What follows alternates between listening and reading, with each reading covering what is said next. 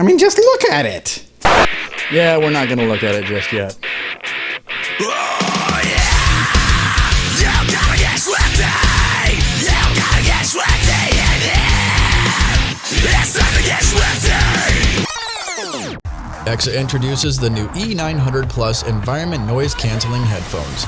Incorporating EXA's visionary digital 7.1 surround sound, the E900 Plus sports their newly designed 50mm speakers, which kick out a kick-ass dynamic range with an earth-shaking low end. Priced at only $43.99, the E900 Plus clinches the trifecta of weight, sound, and price to kick the competition in the daddy bags.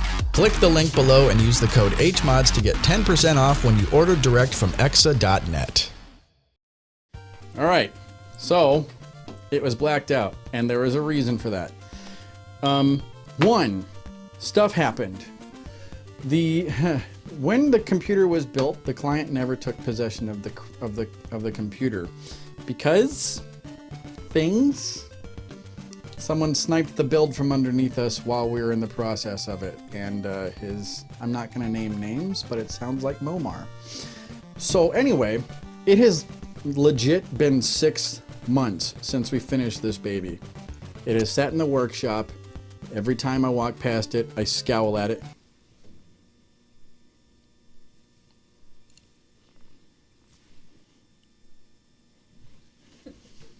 I scowl at it because it hurt. It really, really hurt. It hurts. It hurts. It really, really hurts. I don't know where that came from. So it sucked. And so it sat here for 6 months without a client, without anybody, without any buyer. I've been trying to part it out to no avail because the GPU, everyone wants the 3080, and so the 1660 Ti just kind of sat there, and so we'll have a spare GPU when all this is done. But good news, we finally have a client, and his first question was, can you upgrade it? And my answer was, yes. So, out goes the 5600. In goes the 5900X. Out goes the 16 gigabytes of 3600. In goes the 32 gigabytes of 4400. Patriot Viper. Also, to augment the 1 terabyte M.2 is another 2 terabyte Patriot Viper VPN, which I freaking love these things. Out comes the 1660. In goes the AMD Sapphire Nitro Plus 6700 XT, the same one I have in the Commander. I am so happy to have this going to a good home. You have no idea. So, ever since we got the client, he and I have been talking a lot. He also plays Mech Warrior just like we do. Yes, she plays Mech Warrior now. Go check her out. It is a good day, and we're gonna get a lot done. So, back at it! Now, okay, this is something I've been wanting to do for a while, in so much as one of the issues we ran into with the initial build was that the Arctic water cooler that we wanted to put in it didn't fit on top. And it also didn't fit in front. And the reason for that is kind of trivial, but we're gonna fix that today.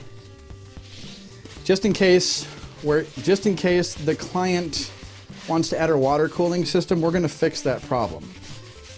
So what we're going to do, and it's a really, really simple fix. All we're going to do is shave about a ½ inch off this thing, and then it'll move back just a tad, and it'll add just enough room for a thick water cooler, and more than enough room for a thinner water cooler. So this is the first thing we're going to do, which means I have to move all this shit away. So all we got to do is get the Dremel out and then cut a ½ inch off this thing. So we're gonna mask it, we're gonna cut. I might have to cut a little bit more off this, which is not a big deal. So we're gonna do all that. It'll take 10 minutes. And I'm saying that because it probably won't take 10 minutes, but I'm saying it'll take 10 minutes just because she's smiling like she knows that I always underestimate stuff. So I'm overestimating today. So we're being safe, and we have ear protection on. And I need a thing.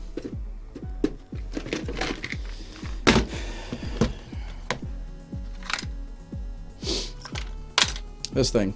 I have discovered that this thing, which is the so it's a diamond cutter. This thing works a lot better than this bit. This thing will cut, but it won't melt, or at least it won't melt as much. It's not very that's not a very interesting point. I just felt like mentioning it. So now we're just going to cut this little bit off. That's it, and we'll have solved a problem for future upgrades. And I'm rather pleased about that. Okay. Here we go. And since we're not cutting into the chassis, cue the lounge music.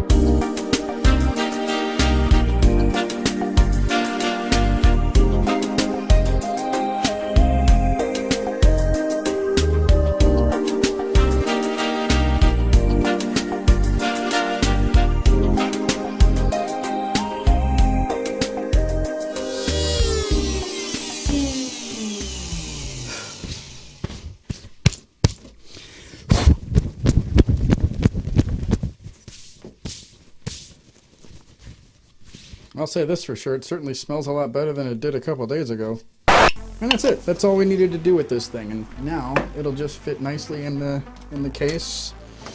And if he wants to add a water cooling system, he can. There we go. Ta-da! Da-dun-dun-dun-dun-dun. That really does add a lot of room.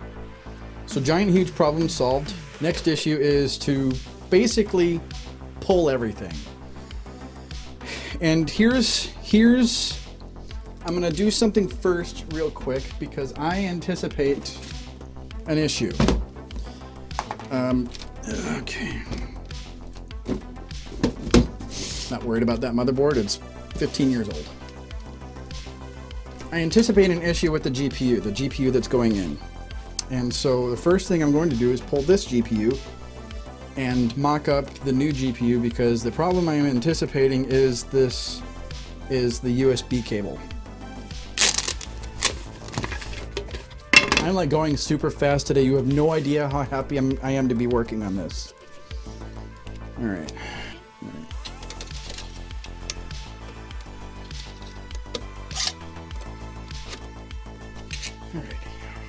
I told the client that this thing is about as big as my arm, and I showed him a picture of it, still wrapped in here. So check this out, Vince. There's your new GPU. And yeah, this is a problem. The USB cable that goes into the chassis is really, really tight up against it, if not too tight. And I will frickin' break this thing. It won't go any further down like that. So I happened to just look and see if they make 90-degree computer case USB adapters, and they do. It's a tiny little thing. You can get them really, really cheap for like, I think this is like $6. And all you need to do is pull that, connect that, and plug that back in. There. Problem solved. So now this can just go right in. Yeah, it do look good. Yep, $5 problem, or $5 solution. That's it. Next issue is the new M.2, and for that, I don't know which slot the primary one went in, so I'm just going to pull the bottom one first. I'm reasonably sure that's the empty one. So, yep, that's the empty one. So this one's just going to come straight off, and we're going to put the Patriot Viper in, which I am so happy that he said yes to that, because it's just the heat sink on it just fucking works. All right, so I have retrieved the M.2 standoff, and so now it's a simple matter of just putting this thing in and chucking this. I don't know why, but because I don't even have an agreement with Patriot Viper, but I'm big on brand loyalty. Once I find something that I like, I kind of stick with that. So Patriot Viper, give us a call. This is just gorgeous. Look at that. It just looks, just look at it. So it'll go like this, but first thing we have to do is pull that, or put the standoff screw in and then screw it in.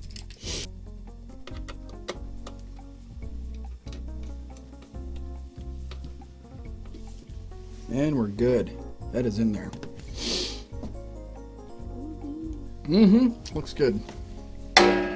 So the cool thing about this, about the Scythe Ninja 5, which is the cooler that we have in here, is they supply you with a very nice looking screwdriver to remove and or tighten.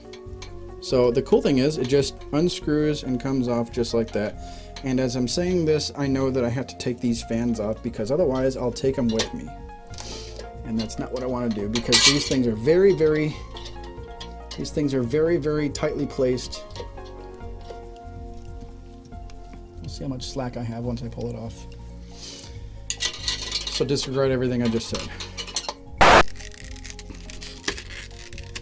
Gotta be careful. I have literally dropped these things on the floor. Thankfully, it was the butter side down, which is this side. So we're clear on that one.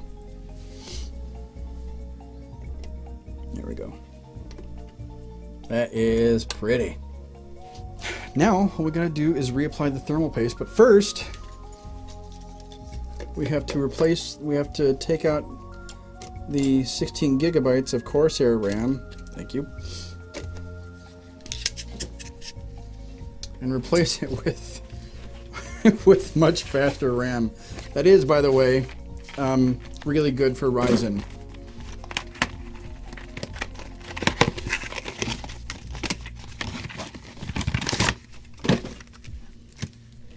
I need to close the bottle of alcohol. It's really pretty. And the fact that there's no lights on here is fine. I mean, the fact that there's no lights on this RAM is fine, because quite frankly, the cooler covers up the RAM. It does the same thing in my Commander. It doesn't matter to me really, because I can see what's going on in the front. But since this thing is actually going on a desk, and my computer is on a shelf, this thing's actually going on a desk. So like, he's gonna want to actually see it. So the fact that the air cooler is covering it up and the fans have lights and stuff is fine.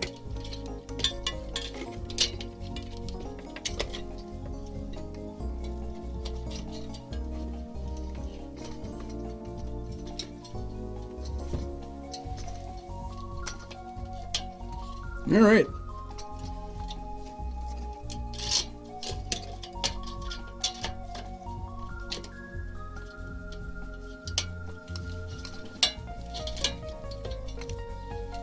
All right. Now that's going back on. Yeah. As you can see, the fan, the right fan covers up the RAM entirely. So the fact that there's no lights on it is no big deal. And the other fan, everything went back on swimmingly. So now all we gotta do is screw everything back on and we'll be good to go. This one looks like it's just about perfect.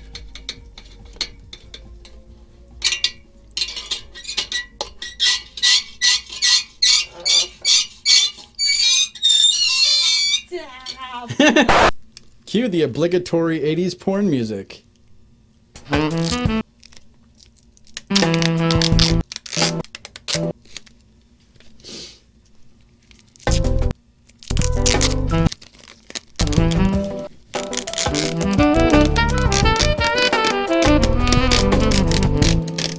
was a semi-good peel.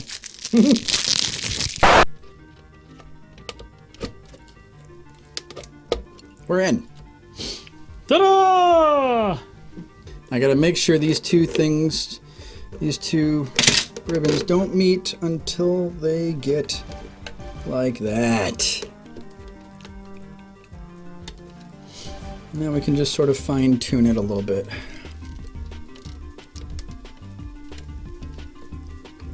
Perfect. That looks so good. And we're done. Now all I gotta do, I mean, we're not done. I have to put the standoff in, but you'll see it later. All we really got to do is snip the rest of the tape, get it nice and neat and pretty, and finally, now, we're going upstairs for the big goddamn reveal!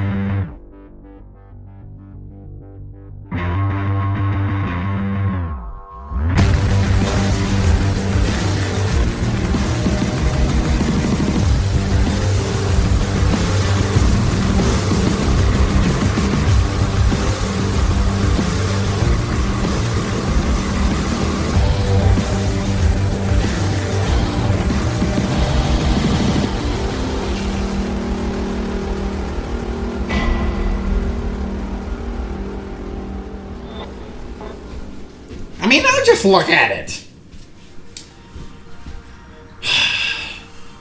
I am super happy. As you can see, this thing looks even better than it did before. Well, I mean, you didn't see it before. You have to trust me. This thing looks even better than it did before. Looking at it now, I am just super convinced that this thing was just never meant to have a smaller GPU. Something like this, with as much work as we put into it, it definitely deserved the special treatment, the VIP treatment, if you will, because the 40 hours worth of work went into this, 40 plus hours worth of work because of the overhaul. The overhaul, probably another 3 or 4 hours. So I was very happy to finally have a client that was super serious about the budget. All in all, this is probably, I mean, with all the work we put into it, all the man hours, this is upwards of this is a $5,000 PC at this point. The guy is going to be super happy when he gets it. I am going to be super happy to see it go to a good home. However, this is another very tragic instance of I'm going to be super sad to put this in a box and see it leave. With the new parts, the overhaul that we did, having ran it through Heaven and Cinebench, this thing passed with flying colors. Even though Heaven is not a true test of the GPU, it was getting upwards of 300 FPS. And that is just super fucking sweet. I knew going into this that it was going to be a serious build. I mean, upgrading the CPU from a 5600X to a 5900X, not to mention upgrading the GPU from a 1660 Ti to an RX 6700 XT, and then, you know, upgrading the RAM to 4400 megahertz. This thing will damn near write a book for you, and it'll read it to you. I don't know how else to I'm gonna keep gushing over this because, quite simply, this is the best thing we've ever built on this channel, and I don't know how I'm going to top it. I really, really don't. Learning how to rust something is a life experience, and truly it's a life skill.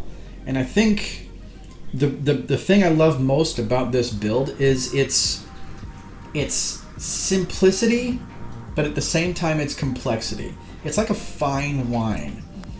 Not the whole aging well thing, because it's not going to age at all.